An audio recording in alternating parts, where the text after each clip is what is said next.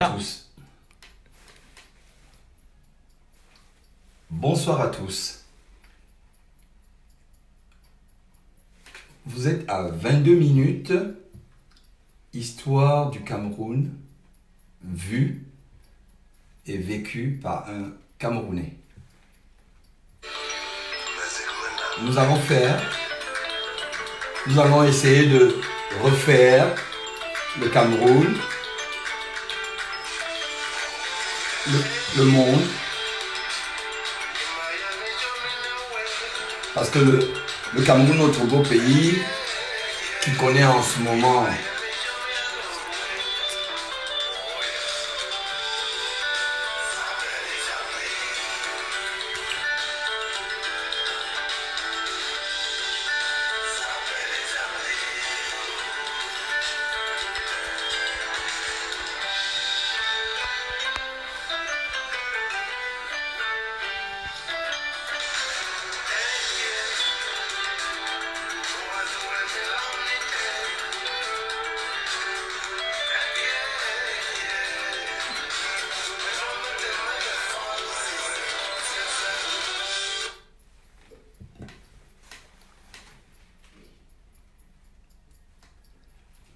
Alors, l'histoire du Cameroun dont je vais vous parler est celle de notre pays. Je commencerai en 1948, jusqu'à nos jours. Cela fera ainsi l'objet de plusieurs émissions à partir d'aujourd'hui et dorénavant tous les mercredis à 19h. Nous nous ferons fort de rapporter certains faits, des faits vécus tels qu'ils se sont déroulés sous nos yeux. Mais avant de parler des faits que nous avons vécus, je souhaite simplement vous parler d'abord de la naissance du parti qui a animé, qui continue d'animer l'histoire politique de notre pays. 12 hommes se réunissent dans un café-bar de Douala, à Bassa, pour ceux qui connaissent Douala. Ce café-bar s'appelait Chez Sierra. On est le 10 avril 1948. Pour notre gouverne, je vais vous citer les noms des 12 personnes. Très intéressant. Il s'agissait de Jacques Ngom, Charles Assalé, Guillaume Onde, Joseph Raymond Etoundi, Léopold Moumetia, Georges Yemi, Théodore Ngosso, Guillaume Bagal, Léonard Bouli, Jacques-René Bidoum et Henri Mangamado. Alors le fait marrant, c'est que ce parti, l'UPC, c'est de lui qu'il s'agit, ce parti naît, et le jour de sa naissance, figurez-vous que Oumiobe n'était pas là. Mais en fouillant bien, je découvre que Oumiobe avait usé de ruse. Parce qu'à l'époque, les services de renseignement français étaient déjà sur le dos des Camerounais qui remuaient, comme d'hab, avec leur fierté habituelle. Ils n'en voulaient plus de ces colons chez eux. Alors, pour les distraire, Oumiobe, ce jour-là, est allé arbitrer un match de football. Histoire vraie, hein. Oumiobe est allé arbitrer un match de football. Alors, pendant que les services de renseignement le suivaient vers le foot, eh bien, les autres ont créé le parti. Ce mouvement politique, l'Union des populations du Cameroun, et ce nom, vous savez, quand j'en parle, c'est toujours avec beaucoup de passion et beaucoup d'émotion. L'Union des populations du Cameroun, Union des populations du Cameroun.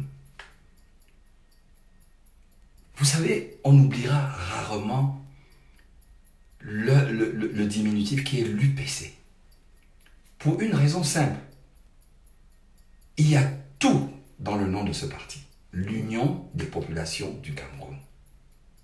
Ce n'est pas le Cameroun d'aujourd'hui où on te dit que oui, tu es de ceci ou de cela. C'était l'Union des populations du Cameroun. Et ça, je me permets d'insister parce que ce nom-là m'a marqué et dès que j'ai eu l'âge de comprendre un peu ce qui se passait, eh bien, j'ai pas hésité. J'ai pas hésité. Et là, je vous ramène, on fait un saut dans l'histoire. Malgré tout ce qu'il y a eu, je reviendrai. Dans les années 58, 59, 60, 61, 62, la vie politique camerounaise est très très animée et surtout empreinte de beaucoup de violence. Beaucoup, beaucoup, beaucoup de violence. Eh bien, je pense que cette violence-là, c'était le prix à payer pour être libre. En tout cas, c'était le vœu, le souhait de ceux qui avaient initié le mouvement nationaliste camerounais.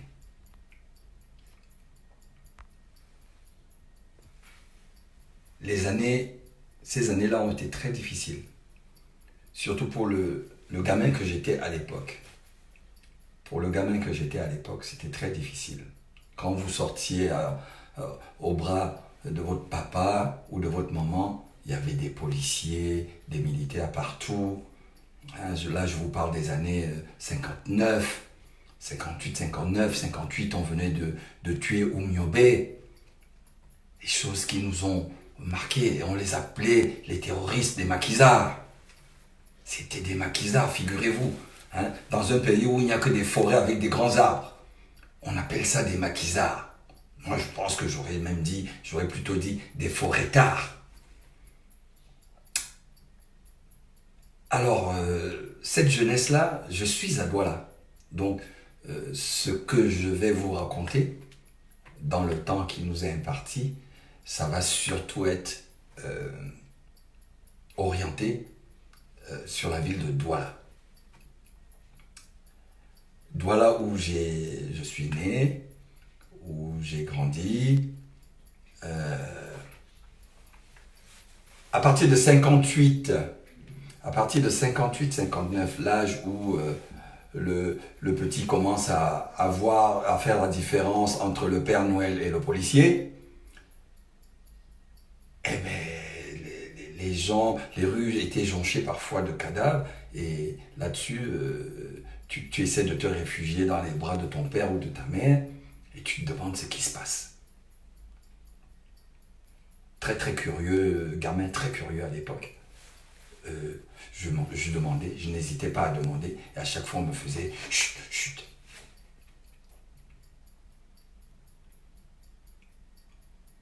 Arrive l'année d'indépendance.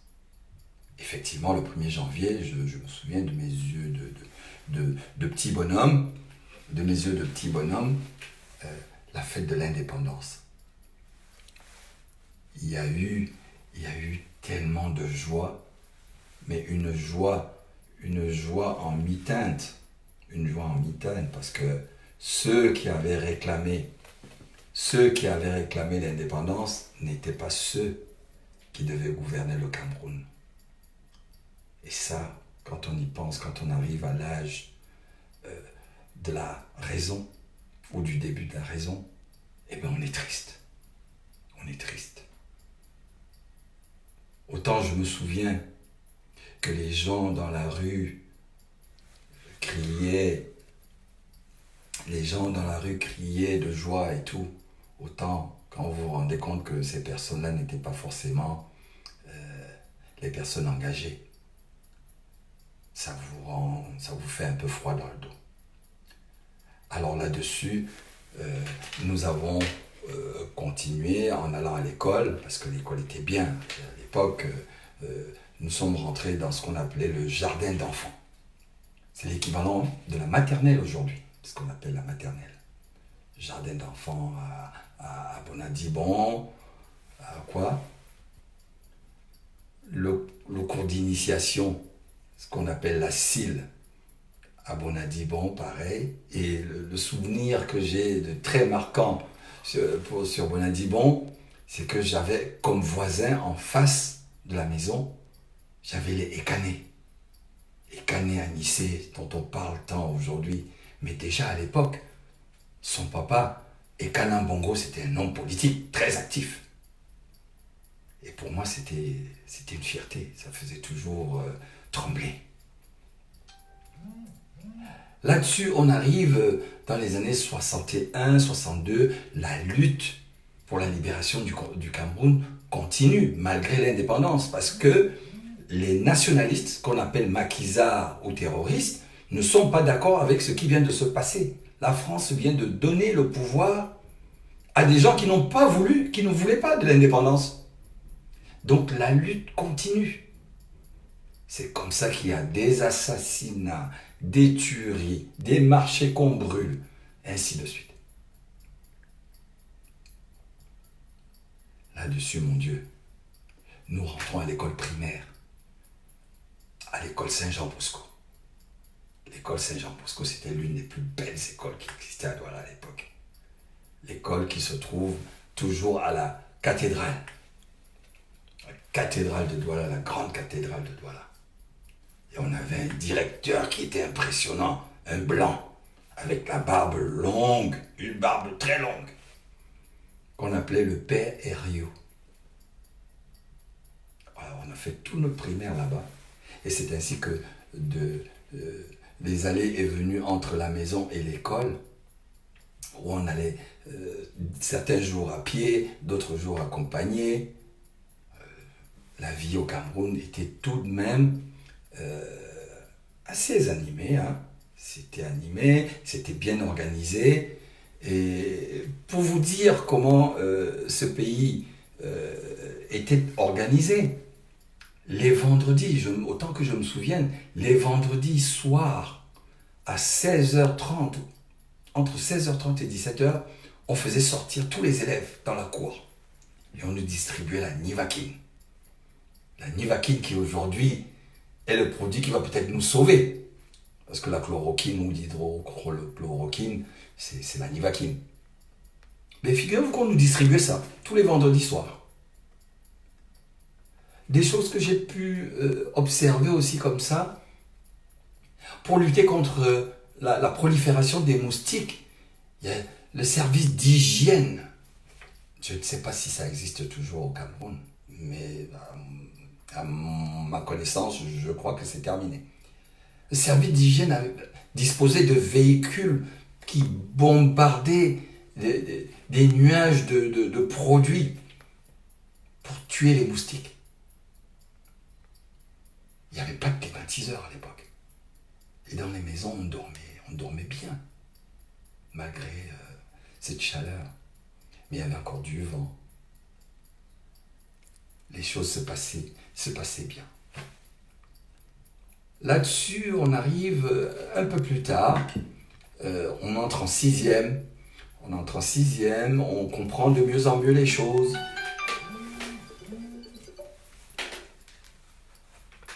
Et voilà qu'arrivé en classe de première, nous sommes en 60... Alors, avant la classe de première, on est témoin en 71. En 70-71, on a le procès contre Wandier Ernest, le dernier grand chef de l'UPC. Alors, je me souviens, mes parents étaient déjà libraires. Ils étaient déjà libraires papetiers. Et un des rayons, c'était celui des journaux. Cette librairie qui se situait à l'époque à la mosquée, à côté de la mosquée de New Bell, à côté du marché central. Alors, on guettait les journaux qui nous entretenaient sur les avancées du procès jusqu'au prononcé du verdict. Condamnation à mort pour Wandier Ernest, Monseigneur Ndogmo, Wambo le Courant, Et un quatrième dont je me souviens. J'ai toujours du mal à me souvenir du quatrième. Janvier 71, notamment le 15 janvier, Wandji Ernest est tué sur la place publique à Bafoussam, en compagnie de Wambolo Courant et le troisième. Entre-temps, le Vatican a négocié la peine de Monseigneur Ndomo, qui est passé de peine de mort commuée en peine de prison à perpétuité. Et là-dessus, nous sommes marqués à vie. Pour ceux qui n'étaient pas au courant, quand on entendait maquisards, terroristes, c'était des gens mauvais. Mais j'ai eu la chance, 2 ou 3 ans plus tard, que des amis m'expliquent, des grands frères m'expliquent. C'est le début de l'engagement en politique. Nous sommes en 1974. À travers le Manidem, le PCE s'est réinstallé au Cameroun. Mais alors, quelle répression! Amadou Ahidjo et son bras armé Fauchivé feront parler d'eux, et pendant longtemps encore. Je crois que pour aujourd'hui, je vais m'arrêter là, et la suite, ce sera pour la prochaine fois. Si cela vous intéresse, eh bien n'hésitez pas à revisiter la vidéo. Bonne soirée.